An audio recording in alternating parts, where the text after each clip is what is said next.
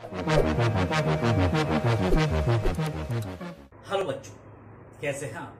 बच्चों, in the last lecture we have learned about double displacement reactions, metal and non-metal displacement reactions and precipitation reactions.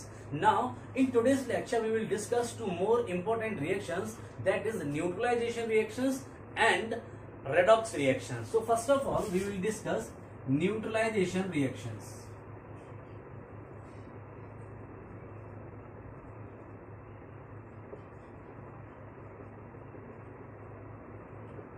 Neutralization reactions बच्चों क्या होती हैं, ध्यान से समझिए। वैसे तो आपका जो चैप्टर नेक्स्ट है एसिड बेस एंड सॉल्ट, वहां पर आपको पूरे चैप्टर में इस टाइप की रिएक्शंस को ही पढ़ना है, लेकिन फिर भी हम इसी चैप्टर से इसके बारे में जान के चलेंगे। देखिए, अगर मैं नॉर्मली बोलूं तो किसी भी एसिड से जब कोई बेस रिएक्ट करता है, जब किसी एसिड से कोई बेस रिएक्ट करता है, जानते हैं एसिड और बेस ये दो केमिकल सब्सटेंसेस के टाइप्स होते हैं। इनके ऊपर अगला चैप्टर पूरा है, तो मैं अभी यहाँ पर इनकी डिटेल्स में नहीं जाऊंगा, सिर्फ आपको इंट्रोड्यूस कराना है न्यूट्रलाइजेशन रिएक्शन से। तो जब कोई एसिड किसी बेस से रिएक्ट करता है बच्चों, तो हमेशा फिक्स है दो ही चीजें बनती हैं, एक तो बनता है सॉल्ट, ठीक है, और दूसरा प्रोडक्ट जो फिक्स है वो क्या बनता है, वाटर बनता है। क्या बताया मैंने कि जब भी कोई एसिड किसी बेस से रिएक्ट करेगा तो दो प्रोडक्ट हमेशा फिक्स्ड हैं, एक सॉल्ट और दूसरा वाटर। ये दो प्रोडक्ट हमेशा बनेंगे, और ये जो रिएक्शन आपके सामने लिखी हुई है, इसी रिएक्शन को हम कहते हैं न्यूट्रलाइजेशन रिएक्शंस, ठीक है। क्यों? क्योंकि इसमें एसिड और बेस एक दूसरे को न्यूट्रलाइज कर देते हैं। बच्चों, एसिड और बेस एक दूसरे के केमिकल अपोजिट हैं। जैसे मान लीजिए मैथमेटिक्स में पढ़ते हैं ना +6, अब +6 में अगर हमने -6 ऐड कर दिया तो हमारे पास क्या आंसर आएगा, 0। क्यों? ये दोनों साइन में कैसे हैं, ऑपोजिट हैं। इसी तरह केमिस्ट्री में बच्चों एसिड के केमिकली अपोजिट कौन होते हैं, बेस होते हैं। तो अगर इक्वल स्ट्रेंथ का एसिड और इक्वल स्ट्रेंथ का बेस अगर आपस में मिला दिए जाए, रिएक्शन करा दी जाए, तो उनका सॉल्ट बनेगा और वो न्यूट्रल होगा, उसमें एसिडिक और बेसिक किसी तरह की नेचर नहीं होगी। तो अगर हम डिफाइन करना चाहें न्यूट्रलाइजेशन रिएक्शंस को, तो हम इसी तरीके से कर सकते हैं। The reaction of an acid with a base to give salt and water is called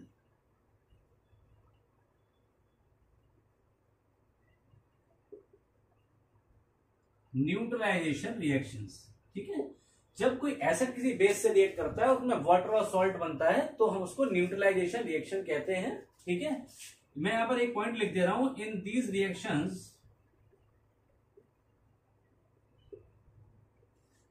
reactions acids and basis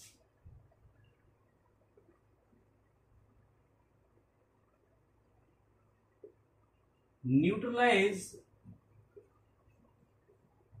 the effect of one another।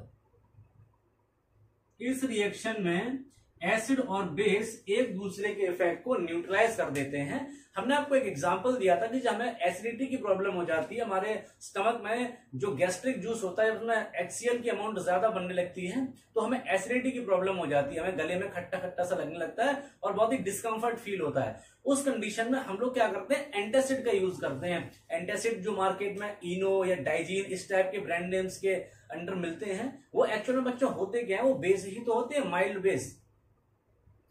जैसे कि आप मैग्नीशियम हाइड्रोक्साइड जानते हैं, जिसको मिल्क ऑफ मैग्नीशिया कहा जाता है। इसका बहुत सारे एंटासिड्स में, डाइजीन वगैरह में या एजेल वगैरह जो भी अलग अलग ब्रांड की चीजें आती हैं, उन सब में मैग्नीशियम हाइड्रोक्साइड यानी मिल्क ऑफ मैग्नीशिया का यूज होता है, ठीक है। अब बात कर लेते हैं, वैसे तो इसका पूरा चैप्टर ही है, तो यहाँ पे ज्यादा टाइम वेस्ट नहीं करना है, इसको आप नोट कर लेना, और मैं कुछ इसकी रिएक्शन फटाफट यहाँ पे लिखवा दे रहा हूँ। उसके बाद जो अगली रिएक्शन है मेरी, वो है रेडॉक्स रिएक्शन, जो आपके लिए ज्यादा इंपॉर्टेंट है। 10th के लिए तो कम इंपॉर्टेंट है रेडॉक्स रिएक्शन, लेकिन 10th के बाद जैसे आप नेक्स्ट क्लास में आएंगे, रेडॉक्स के बिना आप कुछ नहीं कर पाएंगे। रेडॉक्स रिएक्शन बहुत ज्यादा इंपॉर्टेंट है आगे की क्लासेस के लिए। देखिए, मान लीजिए मेरे पास एसिड के रूप में है HCl और बेस के रूप में हमारे पास NaOH है। एक बात आप हमेशा ध्यान रखना, चाहे एसिड हो चाहे बेस हो, हमेशा एक्वस सॉल्यूशन के रूप में ही यूज करे जाते हैं, ये आप ध्यान रखेंगे। वाटर में उनका सॉल्यूशन बनाया जाता है, एक्वा सॉल्यूशन, तब उनको यूज करा जाएगा। अब इनके बीच में रिएक्शन क्या होने वाली बच्चों, फिक्स्ड प्रोडक्ट है सॉल्ट और वाटर, सॉल्ट और वाटर। तो वाटर तो हम यहाँ पर लिख ही दें, वाटर में तो कोई हमारा कह सकते हैं प्रॉब्लम ही नहीं है, लेकिन अब सॉल्ट कौन सा बनेगा ये डिपेंड करता है कि एसिड कौन सा लिया है और सॉल्ट कौन सा लिया है। उसका तरीका क्या मैं आपको बताऊं कि सबसे पहले आप इनको ब्रेक करके देखा करो। जैसे H है तो ये H प्लस और Cl माइनस में ब्रेक हो जाता है, ये प्रैक्टिस से धीरे धीरे आ जाएगा अगर आपको बैलेंसीज वगैरह याद रहेंगी। NaOH है, इसको Na प्लस और OH माइनस में ब्रेक कर दिया। अब देखो वाटर कैसे बनता है, वाटर हमेशा H प्लस और OH माइनस से बनता है, यहां से H प्लस, एसिड हमेशा H प्लस अपना डोनेट कर देता है, एसिड अपना H प्लस किसको दे देता है, बेस को, और बेस का जो OH माइनस है वो इस H को लेकर क्या बना लेता है, H2O। एक्चुअल में एसिड में जो एसिडिक नेचर रहता है वो इसी की वजह से रहता है, H प्लस की वजह से, और बेस में जो बेसिक नेचर रहता है वो OH माइनस की वजह से होता है। तो जब ये दोनों आपस में मिल जाएंगे तो एक दूसरे का इफेक्ट खत्म, और ये दोनों क्या बना लिए, वाटर, और वाटर तो आप जानते हैं न्यूट्रल होता है। अब क्या बचा, यहां से एक कैटायन मिला Na प्लस, और यहां से क्या मिला, एक एनाइन, तो Na प्लस और Cl माइनस मिलकर क्या बन गए, NaCl, और यही हमारा क्या हो गया, सॉल्ट। ठीक है, ये भी आपका एक्वा सॉल्यूशन के रूप में यहां पर बनेगा। ये हो गया सॉल्ट जिसका नाम है आपका सोडियम क्लोराइड। किसी भी टाइप का बच्चों एसिड, कोई भी बेस, हमेशा यही रिएक्शन शो होगी। आप किसी भी एग्जांपल की बात कर लें, जैसे एक और एग्जांपल अगर मैं लूं, मान लीजिए इस बार एसिड बदल देते हैं, इस बार मैंने सल्फ्यूरिक एसिड ले लिया H2SO4, और इसके रूप में मैंने यहां पर ले लिया मान लीजिए MgOH होल ट्वाइस। ठीक है, ये बेस ले लिया मैग्नीशियम हाइड्रोक्साइड। तो यहां पर भी क्या है, सेम है, देखो जरा H2SO4, यहां पर हमने बताया था एसिड से आपको H प्लस तो मिलेगा ही मिलेगा, तो इसको यहां से हम ब्रेक कर देंगे, ये आपको क्या देगा, 2H प्लस देगा, और SO4 क्या देगा, -2। ठीक, सिमिलरली इसको आप जब यहां से ब्रेक करेंगे इस तरीके से, तो इससे आपको मिलेगा Mg+2। ये 2 बैलेंसी कहां से आई होगी, यहां पर मैग्नीशियम की तो ही होगी, और यहां पर आपको OH कितने मिलेंगे, 2, तो 2OH-। ठीक है, ये नंबर आप ना भी लिखें तब भी आपका काम चल जाएगा, वो अपने आप ही ऑटोमेटिकली फॉर्मूला में उसी तरीके से अरेंज हो जाएगी। अब मैंने क्या बताया था, न्यूट्रलाइजेशन में एसिड और बेस एक दूसरे के इफेक्ट को न्यूट्रलाइज करेंगे। एक दूसरे का इफेक्ट मतलब H प्लस OH को न्यूट्रलाइज करेगा, या ये कह लो कि OH H प्लस को न्यूट्रलाइज करेगा। तो मतलब ये है दोनों का कि इन दोनों को आपस में मिलना पड़ेगा। एसिड H प्लस दे देगा और वो H प्लस कौन गेन कर लेगा, हाइड्रोक्साइड आयंस। ठीक है, OH आयन। अब देखो एक OH और एक H से तो एक H2O बना था, यहां पर देखो 2 OH है और 2 ही क्या है, H। इसका मतलब यहां पर जो वाटर मॉलिक्यूल बनेंगे इस बार कितने बनेंगे, 2, और बचा क्या हमारे पास, मैग्नीशियम और SO4। तो दोनों की बैलेंसी सेम है, इसलिए दोनों को ऐसे ही लिख देंगे। फॉर्मूला भी बहुत इजीली इसका हम बना सकते हैं, MgSO4 एक्वा सॉल्यूशन के रूप में बनेगा। हो गई रिएक्शन। तो ये सॉल्ट है, इसका नाम क्या है, मैग्नीशियम सल्फेट।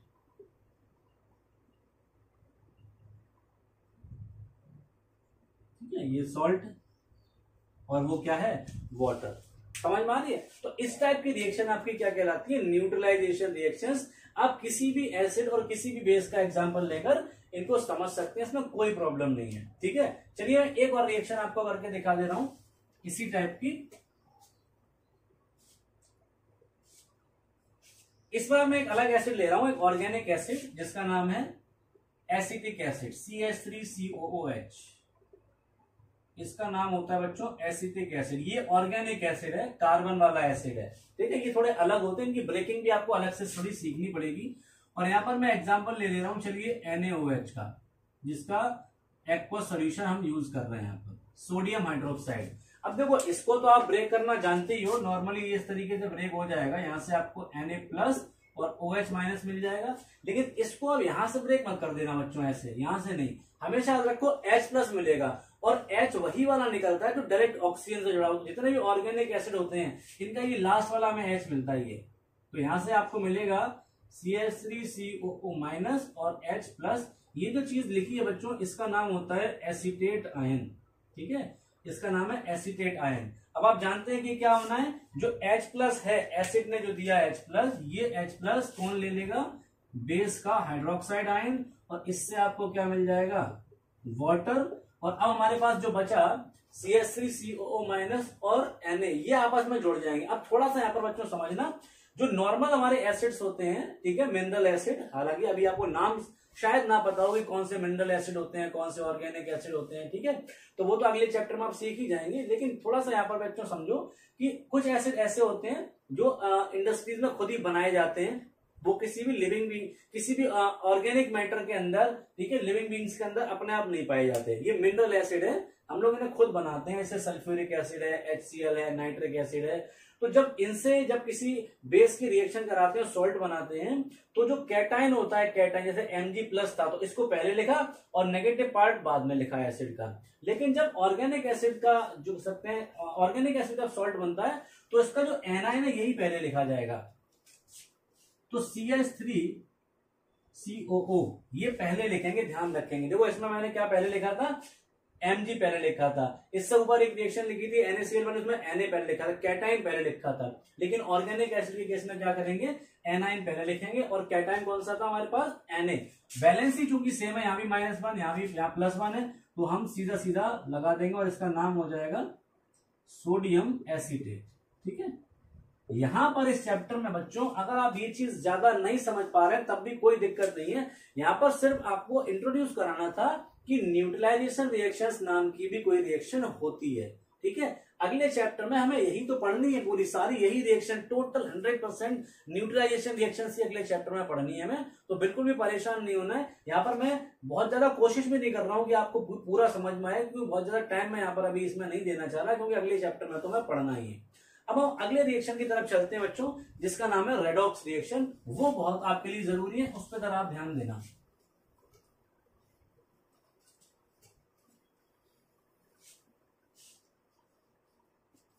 देखो ना, जो अगली रिएक्शन है वो है रेडॉक्स।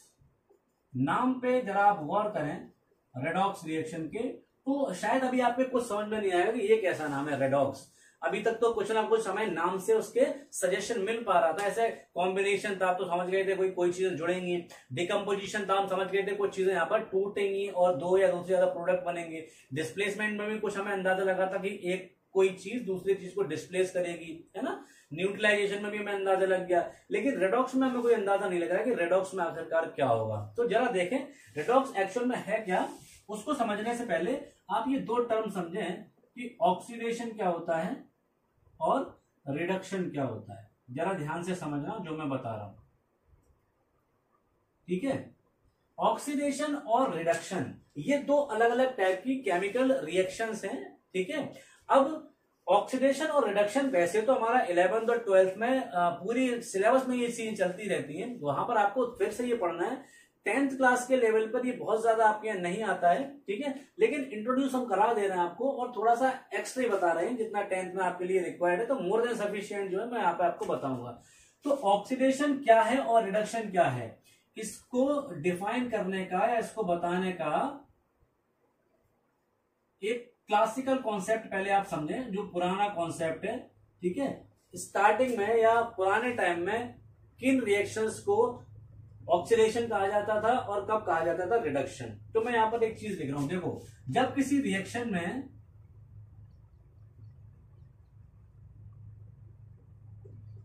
एडिशन ऑफ ऑक्सीजन या फिर रिमूवल ऑफ हाइड्रोजन, पहले मैं लिख दूं फिर आपको समझाता हूं। इसमें जस्ट इसका उल्टा हो जाएगा, addition of hydrogen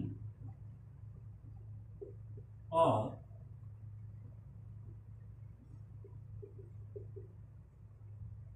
removal of oxygen. देखो जब भी कोई एक सब्सटेंस दूसरे सब्सटेंस से रिएक्ट करता है, अगर उसमें इनमें से कुछ हो रहा है, जैसे मैं एक एग्जांपल लेता हूं बच्चों, मान लीजिए मेरे पास ये Mg है, Mg और मैंने यहां लिखा O2, और आपको पता है कि इससे क्या बनेगा, MgO बनेगा।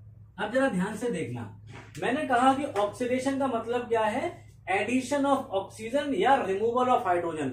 अगर किसी सब्सटेंस में ऑक्सीजन ऐड हो जाए तो हम कहेंगे उसका ऑक्सीडेशन हो गया, या फिर किसी सब्सटेंस में से हाइड्रोजन का रिमूवल हो जाए, हाइड्रोजन निकल जाए, तब हम कहेंगे कि उसका क्या हो गया, ऑक्सीडेशन। यानी ऑक्सीडेशन का मतलब होता है या तो किसी सब्सटेंस में ऑक्सीजन ऐड हो जाए या उससे हाइड्रोजन निकल जाए, तो हम कहेंगे उसका ऑक्सीडेशन हो गया। सिमिलरली अगर किसी रिएक्शन में कोई ऐसा सब्सटेंस है जिसके अंदर या तो हाइड्रोजन ऐड हो जाए, हाइड्रोजन का एडिशन हो जाए, या फिर ऑक्सीजन का वहां से क्या हो जाए, रिमूवल हो जाए, ऑक्सीजन वहां से निकल जाए, तब हम उसको कहेंगे कि उसका क्या हो गया, रिडक्शन हो गया। जैसे यहां पर देखो इस इक्वेशन में आपको क्या लग रहा है, जैसे यहां पर देखो Mg अकेला था और देखो अब हमारे पास बन क्या गया, MgO बन गया।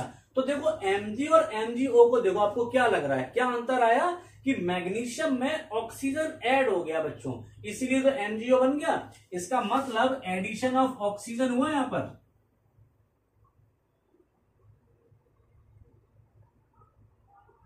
और एडिशन ऑफ ऑक्सीजन को ही हम क्या कह देते हैं, ऑक्सीडेशन।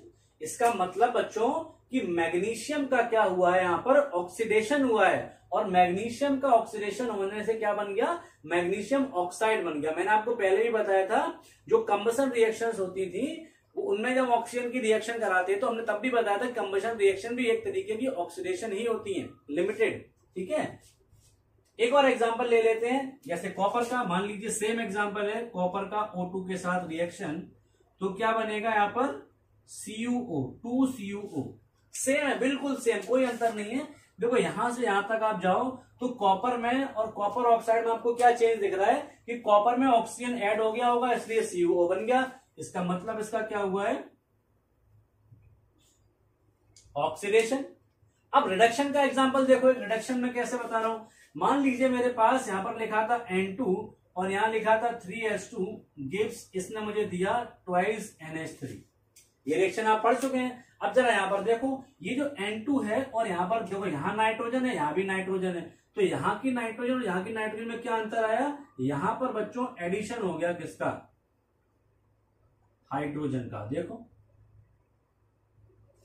N2 यानी नाइट्रोजन में जब हाइड्रोजन ऐड हो गई तभी तो अमोनिया बना, तभी तो NH3 बना। इसका मतलब इसको हम क्या बोलेंगे, रिडक्शन बोलेंगे। ये रिडक्शन हो गया बच्चों, समझ में आ रही बात। तो ऑक्सीडेशन या रिडक्शन आपके सामने लिखा हुआ है according to classical concept, old concept है ये। स्टार्टिंग में जब ऑक्सीडेशन रिडक्शन को ऑब्जर्व किया गया तो इसी तरीके से उनको डिफाइन किया गया। हालांकि बहुत सारी केमिकल रिएक्शन ऐसी हैं जहां पर हम क्लासिकल कॉन्सेप्ट का यूज करके ये नहीं समझ पाएंगे कि यहाँ ऑक्सीडेशन हो रहा है या रिडक्शन हो रहा है, ठीक है, या किस टाइप की ये रिएक्शन है। तो आप इनको पहले नोट कर लें, फिर हम एक दो एग्जाम्पल आपको और दे रहे हैं। ठीक है, जैसे मान लीजिए मैं रेस कर दे रहा हूं, आप वीडियो को पॉज करके इसको नोट कर लें।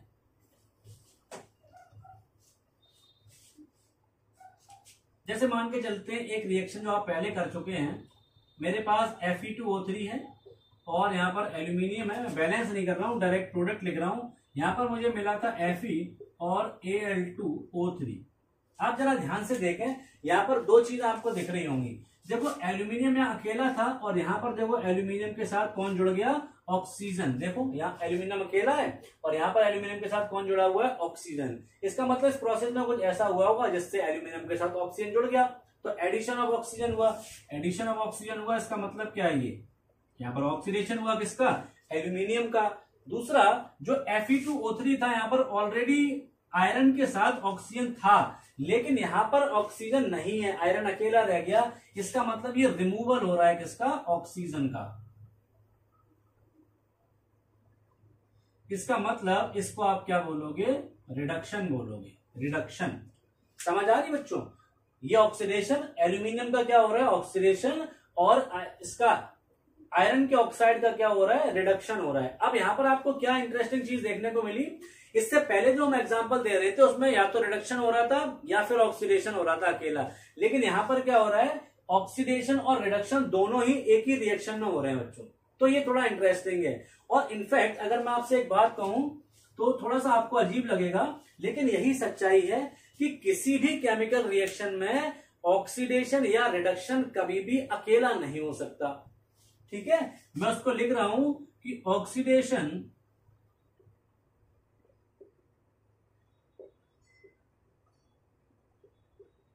And reduction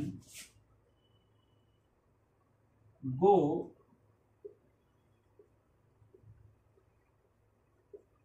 simultaneously.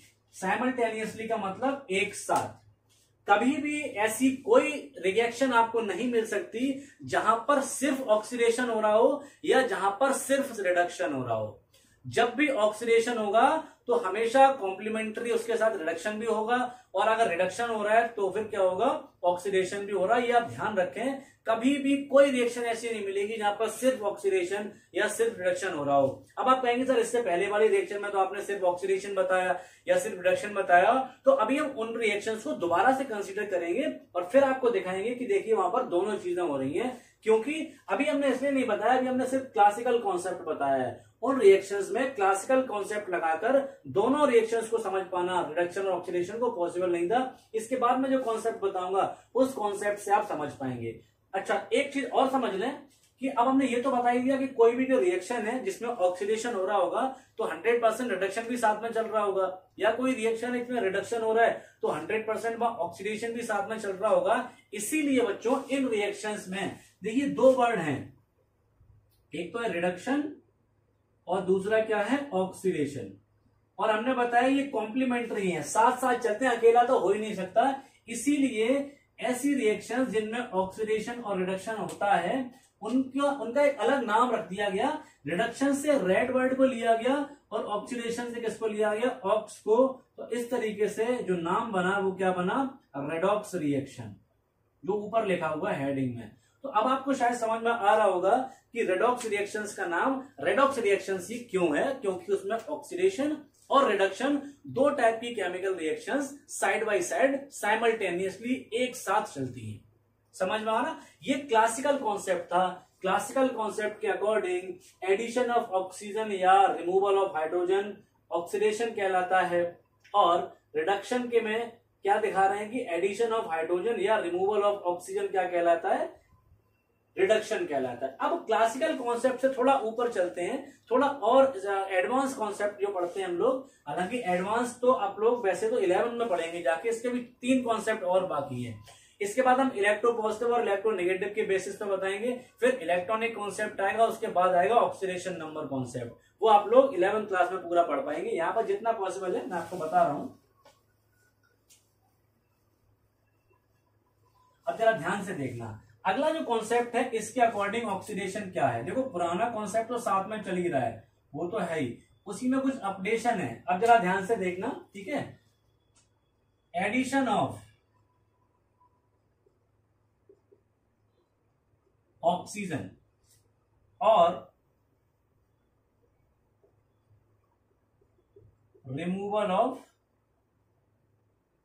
Hydrogen, addition of oxygen and removal of hydrogen, ये ऑक्सीडेशन था किसके अकॉर्डिंग, क्लासिकल कॉन्सेप्ट के अकॉर्डिंग। अब मान लो क्लासिकल कॉन्सेप्ट के अकॉर्डिंग मेरे पास अगर ये रिएक्शन दे दी जाए मुझको, मान लो मेरे पास एक रिएक्शन है, एल्यूमिनियम की रिएक्शन मैंने HCl से करवाई, और यहां पर मेरे पास जो बना वो बना AlCl3 और HCl, AlCl3 और HCl बन गया, सॉरी H2 बन गया, हाइड्रोजन गैस। एसिड और मेटल की रिएक्शन है बच्चों, ठीक है।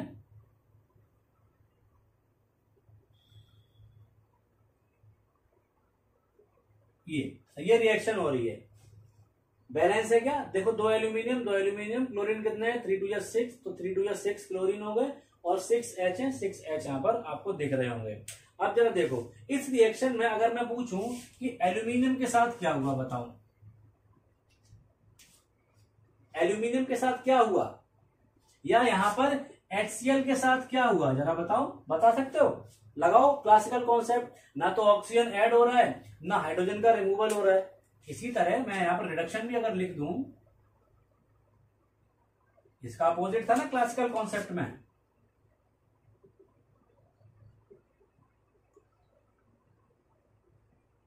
एडिशन ऑफ हाइड्रोजन और रिमूवल ऑफ ऑक्सीजन, यही तो था। अब यहां तो हम नहीं बता पाएंगे, इसीलिए थोड़ा सा और इसको एडवांस बनाया गया और ये कहा गया कि या तो ऑक्सीजन ऐड हो या ऑक्सीजन जैसा कोई इलेक्ट्रोनेगेटिव एलिमेंट,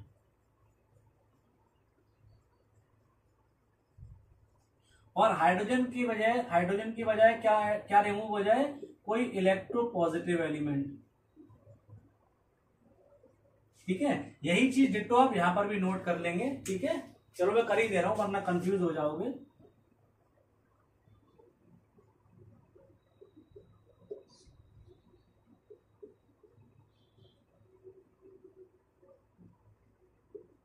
देखो अब आप ये समझ लो कि ऑक्सीजन या ऑक्सीजन के जैसा कोई भी इलेक्ट्रोनेगेटिव, अब इलेक्ट्रोनेगेटिव होते कौन है, वैसे तो ये कॉम्पैरेटिव टर्म है, कभी भी किसी एक एलिमेंट को हम इलेक्ट्रोनेगेटिव या इलेक्ट्रोपॉजिटिव डिसाइड नहीं कर सकते, ये हमेशा दूसरे के साथ कंपेयर करके ही बताया जा सकता है। लेकिन फिर भी एक रफ आइडिया आपको मिल जाएगा कि अगर मैं बात करूं इलेक्ट्रोनेगेटिव एलिमेंट की, तो इलेक्ट्रोनेगेटिव का मतलब होता है मोस्टली केस में नॉन मेटल्स। ठीक है, और इलेक्ट्रोपॉजिटिव का मतलब क्या होता है, मेटल। ये एक रफ आइडिया है बच्चों, 100% इससे आपका काम नहीं चलेगा। लेकिन अभी आप छोटे क्लास में हैं तो बहुत ज्यादा अभी मैं इसके चक्कर में आपको नहीं डाल सकता कि इलेक्ट्रोनेगेटिव और इलेक्ट्रोपॉजिटिव क्या होते हैं। एक रफ आइडिया आपको दे दे रहा हूं कि मेटल और नॉन मेटल के बेसिस आप समझ सकते हैं। अब जैसे इस रिएक्शन में देखो, ये जो एल्यूमिनियम है, इस एल्यूमिनियम में हमें क्या एक्स्ट्रा दिख रहा है, यहाँ पर क्लोरीन। एल्यूमिनियम में क्लोरीन जुड़ गया बच्चों, तो इसका मतलब ये हो गया यहाँ पर एडिशन हुआ किसका, एडिशन ऑफ क्लोरीन। और क्लोरीन क्या होता है, नॉन मेटल, और नॉन मेटल क्या होता है, इलेक्ट्रोनेगेटिव। और इलेक्ट्रोनेगेटिव का एडिशन यानी कि ऑक्सीजन जैसा एडिशन, इसका मतलब क्या हो गया, ऑक्सीडेशन। तो हमने लिखा यहाँ पर एडिशन ऑफ इलेक्ट्रोनेगेटिव। इसका मतलब इस रिएक्शन में क्या हो रहा है बच्चों, ऑक्सीडेशन हो रहा है। समझ में आ रही बात। सिमिलरली बच्चों HCl से जब H2 में गए तो H यहां पर क्लोरीन के साथ था, यहां पर अकेला रह गया, इसका मतलब इससे रिमूव हो गया है क्या, कोई इलेक्ट्रोनेगेटिव एलिमेंट। तो देखो रिमूवल ऑफ ऑक्सीजन, ऑक्सीजन नहीं हो तो कोई बात नहीं, कोई इलेक्ट्रोनेगेटिव एलिमेंट था वो रिमूव हो जाए, और हमें पता है कि क्लोरीन इलेक्ट्रोनेगेटिव होता है। इसका मतलब इसमें HCl का क्या हुआ है बच्चों, रिडक्शन हुआ है, HCl का रिडक्शन हुआ। समझ रहे ना, तो ये कॉन्सेप्ट आपके समझ में आ जाना चाहिए। एक और रिएक्शन यहाँ पे ले लेते हैं और उससे भी बात समझ में आ जाएगी आपके। जैसे मान लीजिए मेरे पास है ट्वाइस NaBr और यहाँ पर मैंने Cl2 से रिएक्शन करवाई, मेरे पास आ गया ट्वाइस NaCl और Br2। जरा ध्यान से देखें, यहाँ पर जो NaBr है, देखो सोडियम ब्रोमाइड, यहां पर ब्रोमीन अकेला, इसका मतलब इससे सोडियम का रिमूवल हुआ है। सोडियम का रिमूवल हुआ, इसका मतलब किसका रिमूवल हुआ, इलेक्ट्रोपॉजिटिव का रिमूवल हुआ। इलेक्ट्रोपॉजिटिव का रिमूवल हुआ, इसका मतलब क्या है, ऑक्सीडेशन है। आप वीडियो को रिवाइंड करके दोबारा से इन चीजों को समझ सकते हैं। इसी तरह यहां पर देख लीजिए क्लोरीन, क्लोरीन जो यहाँ पर दिख रहा है अकेला है, और यहां से देखिए यहां तक, तो क्लोरीन के साथ अब आपको सोडियम और दिख रहा है, यानी इलेक्ट्रोपॉजिटिव इसमें ऐड हो गया। सोडियम मेटल है, इलेक्ट्रोपॉजिटिव होता है, तो इलेक्ट्रोपॉजिटिव का ऐड होना, देखो एडिशन ऑफ हाइड्रोजन या इलेक्ट्रोपॉजिटिव क्या कहलाता है, रिडक्शन। यानी यहां पर क्लोरीन का क्या हो गया है, रिडक्शन हो गया बच्चों। तो ये कॉन्सेप्ट आप बिल्कुल अच्छे से समझ जाएं। और अब इस कॉन्सेप्ट के अकॉर्डिंग आप जो स्टार्टिंग वाली रिएक्शंस थी उनमें भी ये बात समझ पाएंगे कि ऑक्सीडेशन और रिडक्शन साथ साथ चल रहा है। इनमें तो आपको दिख ही रहा है। अब जैसे पुरानी वाली एक रिएक्शन में यहाँ पे लिख रहा हूं, जो सबसे पहले मैंने ली थी, Mg+O2 गिव्स MgO।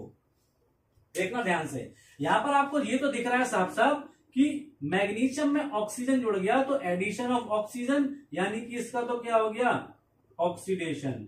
लेकिन बच्चों ऑक्सीजन का क्या हुआ वो आप पहले नहीं समझ पाते, अब समझ जाएंगे।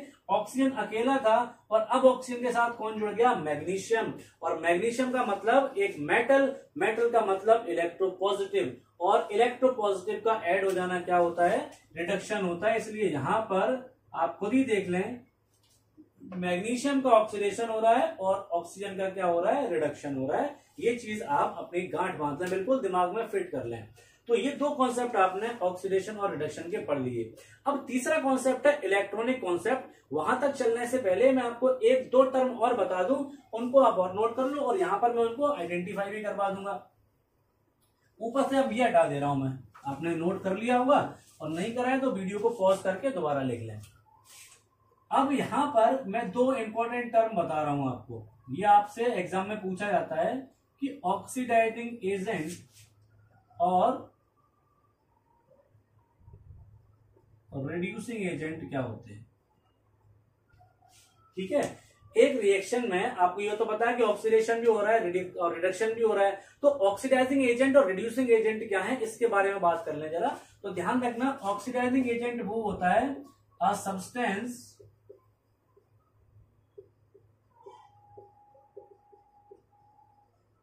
विच गेट्स रिड्यूस्ड, और यहां पर क्या लिखेंगे, अ सब्सटेंस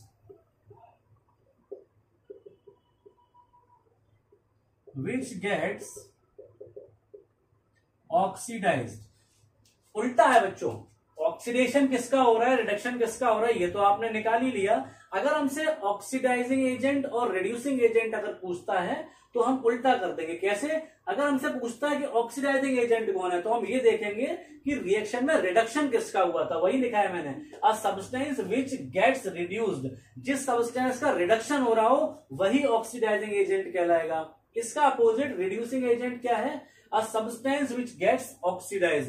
रिएक्शन में जिसका ऑक्सीडेशन हो रहा हो वो आपका क्या कहलाएगा, रिड्यूसिंग एजेंट कहलाएगा। जैसे अगर मैं इन रिएक्शंस की बात करूं तो आप देखें कि एल्यूमिनियम का यहां पर क्या हुआ है, ऑक्सीडेशन हुआ है, इसका मतलब ऑक्सीडेशन हुआ है तो ये कौन सा एजेंट हो जाएगा, रिड्यूसिंग एजेंट। ठीक है। और HCl का क्या हुआ है, रिडक्शन हुआ है, तो HCl क्या हो जाएगा यहां पर, ऑक्सीडाइजिंग एजेंट। तो सिंपल सी बात है, इसमें भी आप निकाल सकते हैं, इसमें जो NaBr है ये रिड्यूसिंग एजेंट है और इधर Cl2 क्या है, ऑक्सीडाइजिंग एजेंट है। यहां पर मैं लिख दे रहा हूं,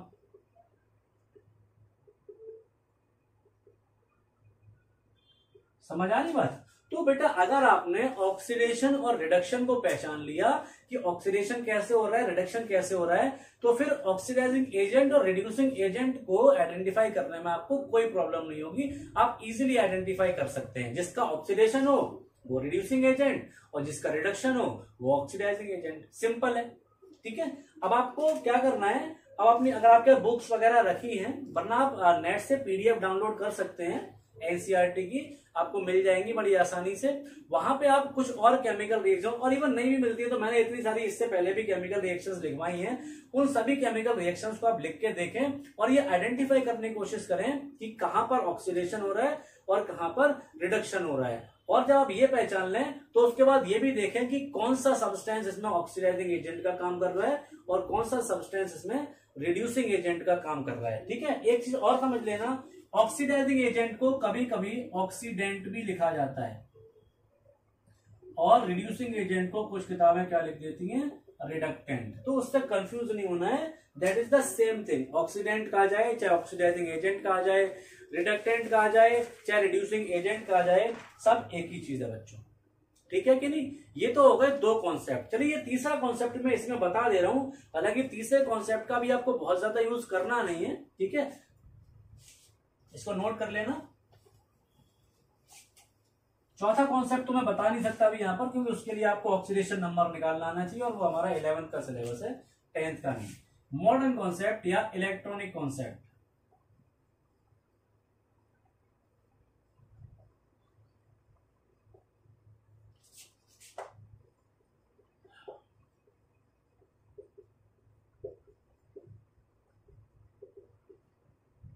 ठीक है बच्चों, क्या होता है, जैसे हमने क्लासिकल कॉन्सेप्ट बताया था तो कुछ ऐसी केमिकल रिएक्शंस थी जहां पर क्लासिकल कॉन्सेप्ट का यूज करके ये बताना मुश्किल था कि कहां ऑक्सीडेशन हो रहा है और कहां रिडक्शन हो रहा है। फिर हमने दूसरा मॉडर्न, थोड़ा सा और मॉडर्न या एडवांस कॉन्सेप्ट निकाला, वो इलेक्ट्रो पॉजिटिव और इलेक्ट्रो नेगेटिव वाला।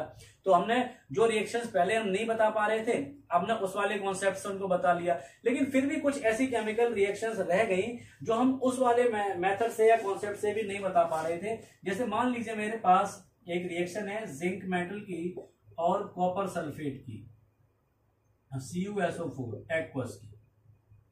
ठीक है, एक दो एग्जांपल यहां पर मैं दिखाऊंगा, बहुत ज्यादा ये इलेक्ट्रॉनिक कॉन्सेप्ट अभी हमें नहीं पढ़ना है। लेकिन अगर आप थोड़ा सा मन लगा के पढ़ रहे होंगे, देख रहे होंगे लेक्चर को, तो आपको 2 या 3 रिएक्शंस में ये पूरी बात समझ में आ जाएगी। देखो यहां पर बनता क्या है, एक्चुअल में यहां बनता है ZnSO4 एक्वस और यहां बन जाएगा आपका Cu सॉलिड। ठीक है, अब ये रिएक्शन कैसे होती है पूरी डिवाइस में यहां पर नहीं बना रहा हूं, बहुत एग्जांपल के थ्रू बस एक बात समझा रहा हूं आपको कि देखो ये जो Zn है, ये तो Zn अपने आप में ऐसा है ही। इधर आपका जो कॉपर सल्फेट है ये यहां से ब्रेक होता है,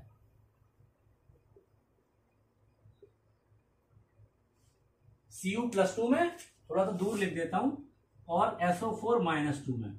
देखो जैसे ये बीकर है मेरे पास, मैंने आपको एग्जांपल पिछले वाले में दिया था, और अगर मैंने इसमें कॉपर सल्फेट डाल दिया, ध्यान से देखना, अगर मैंने इसमें कॉपर सल्फेट भर दिया, इसका मतलब अब ये कॉपर सल्फेट ऐसे जुड़ा हुआ नहीं रहेगा, इसमें ये Cu+2 आयंस अलग घूम रहे होंगे और बहुत सारे सल्फेट आयंस अलग घूम रहे होंगे।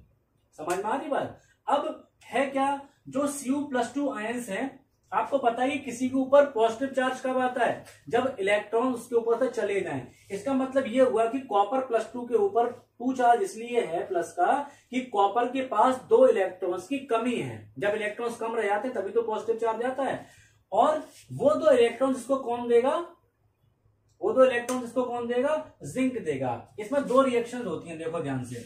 जिंक ज्यादा इलेक्ट्रोपॉजिटिव है, मैंने बताया था आपको स्टार्टिंग में, नहीं भी बताया तो अब बता दे रहा हूं। इलेक्ट्रोपॉजिटिव नेचर का मतलब ही होता है इलेक्ट्रॉन्स को डोनेट करना, ठीक है। अभी मैंने आपको ग्राफ आइडिया दिया था कि मेटल्स इलेक्ट्रोपॉजिटिव होती हैं और नॉन मेटल इलेक्ट्रोनेगेटिव होती हैं, तो दोनों ही मेटल्स हैं। तो कौन सी मेटल ज्यादा इलेक्ट्रोपॉजिटिव होगी, वो जो इलेक्ट्रॉन्स को आसानी से डोनेट कर दे। हमें एक्सपेरिमेंट से ये बात पता है कि जिंक में इलेक्ट्रॉन डोनेट करने की टेंडेंसी ज्यादा होती है। तो सबसे पहले जो Zn है ये अपने 2 इलेक्ट्रॉन को लूज करके खुद किस में कन्वर्ट हो जाती है, Zn+2 में, ठीक है, Zn+2 में। देखो ध्यान से देखना, ये बीकर था मेरे पास, इसमें क्या भरा था, कॉपर सल्फेट, और अगर इसमें Cu+2 आयंस और SO4-2 आयंस पड़े हों, ठीक है, सॉल्यूशन में, और इसमें मैं एक रॉड डाल दूं जिंक की, ये जिंक की रॉड है, जिंक। तो जिंक क्या करेगा बच्चों, जिंक यहां पर सॉल्यूशन में आ जाएगा 2 इलेक्ट्रॉन्स लूज करके, और क्या बन जाएगा आके, Zn+2। Zn के 2 इलेक्ट्रॉन चले गए और Zn+2 बन गया, वो Zn+2 चला गया सॉल्यूशन में, और ये Zn+2 इस सल्फेट से जुड़ जाएगा और क्या बना लेगा, ZnSO4। और जो 2 इलेक्ट्रॉन इसने लूज करे थे, इसमें देखो ये वाले 2 इलेक्ट्रॉन, वो 2 इलेक्ट्रॉन कौन ले लेगा, कॉपर। जैसे कॉपर 2 इलेक्ट्रॉन लेगा, ठीक है, रिएक्शन क्या बनेगी, कॉपर+2 था, ये 2 इलेक्ट्रॉन ले लेगा और किस में कन्वर्ट हो जाएगा, कॉपर सॉलिड में। समझ गए, ये रिएक्शन यहां पर चलती है। अब इलेक्ट्रॉनिक कॉन्सेप्ट कहता क्या है वो समझो। इलेक्ट्रॉनिक कॉन्सेप्ट के अकॉर्डिंग जो गेन ऑफ इलेक्ट्रॉन होता है, गेन ऑफ इलेक्ट्रॉन, ये तो कहलाता है रिडक्शन, और जो लॉस ऑफ इलेक्ट्रॉन होता है, लॉस ऑफ इलेक्ट्रॉन, ये कहलाता है आपका ऑक्सीडेशन। अब आप समझ लो, इस रिएक्शन में लॉस ऑफ इलेक्ट्रॉन किसने किया और गेन ऑफ इलेक्ट्रॉन किसने किया। आपको साफ साफ दिख रहा है कि जिंक ने 2 इलेक्ट्रॉन लूज करे हैं, देखो जिंक ने 2 इलेक्ट्रॉन लूज करे, इसका मतलब जिंक जो है, जिंक का क्या हुआ है, ऑक्सीडेशन हुआ है, और कॉपर ने इलेक्ट्रॉन्स को गेन किया है, इसलिए कॉपर का क्या हुआ है, रिडक्शन। तो इलेक्ट्रॉनिक कॉन्सेप्ट लगाए बिना आप इस रिएक्शन को नहीं समझ पाएंगे कि कहां ऑक्सीडेशन हो रहा है, कहां रिडक्शन हो रहा है। ऐसी बहुत सारी केमिकल रिएक्शन जो सॉल्यूशन में होती हैं, वो इलेक्ट्रॉनिक कॉन्सेप्ट के द्वारा ही हम उनको एक्सप्लेन कर सकते हैं। अब अगर आपने ये पूछा हम इसमें कि रिड्यूसिंग एजेंट कौन है, ऑक्सीडाइजिंग एजेंट कौन है, तो आप बता देंगे, क्योंकि ऑक्सीडेशन हुआ है जिंक का, इसलिए जिंक क्या है, रिड्यूसिंग एजेंट, और कॉपर का क्या हुआ है यहां पर, रिडक्शन, इसलिए ऑक्सीडाइजिंग एजेंट कौन है, ये। समझ में आ रही बात। और भी एग्जाम्पल लिए जा सकते हैं इसी तरह, ठीक है, सॉल्यूशन वाले।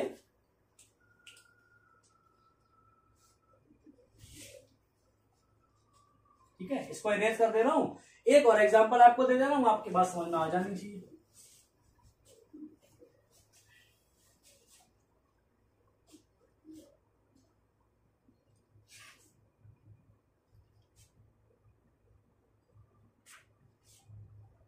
चलिए एक और एग्जांपल कोई ले लेते हैं यहां पर। मान लीजिए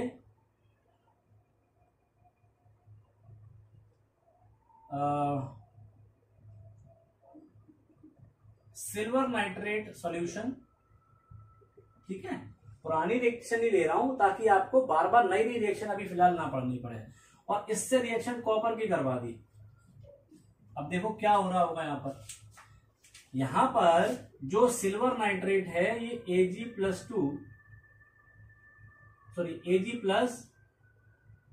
और NO3 माइनस के रूप में पड़ा होगा, समझ रहे ना, और ये कॉपर तो अकेला ही होगा। अब सेम वही सिचुएशन दोबारा से आ गई बच्चों, देखो ये हमारे पास में क्या है, एक सॉल्यूशन, किसका सॉल्यूशन, AgNO3 का। अब ये AgNO3 का सॉल्यूशन है तो AgNO3 कंबाइंड रूप में थोड़ी ना होंगे, इसमें क्या होगा, बहुत सारे Ag+ और बहुत सारे NO3- पड़े होंगे ऐसे सॉल्यूशन में, और इसमें मैं एक कॉपर की रॉड डाल दूं, ये कॉपर की रॉड डाल दी मैंने इसमें,